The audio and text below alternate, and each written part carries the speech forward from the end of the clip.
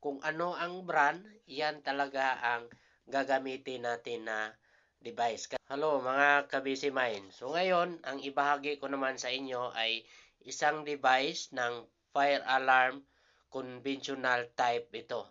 So itong device na ito ay ang tawag nito alarm siren. So ito ay tutunog at iilaw dito, mag-blink kapag naka-active alarm. So ito kadalasan nilagay sa labas ng isang establishment para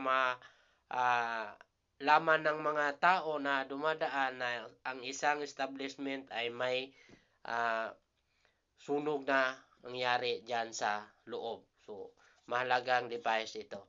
So, conventional ito. Yan, bubuksan natin. So, bago natin yan buksan, makita natin diyan may gasket. So, pang outdoor talaga ang device na ito. Yan. Buksan natin.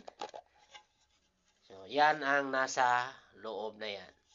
So, kung makikita natin diyan, napaka-simple lang yung diagram. May wiring connection yan, diagram. Yan.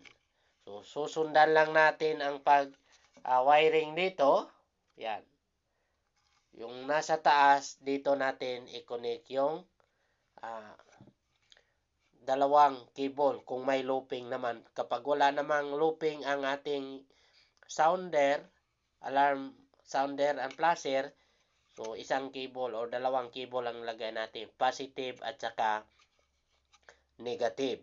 So ganyan gumagana ang conventional na fire alarm flasher. So napaka dali lang itong wawiringan. At saka gumagana ito sa lahat ng mga brand ng fire alarm conventional panel. So walang problema kahit anong klase ng panel ang device na ito gumagana. Yan ang kagandahan sa mga conventional fire alarm system. Kahit ilang device na magkaibang brand ang ilagay natin, basta sundin lang natin ang diagram ng bawat device, gagana yan.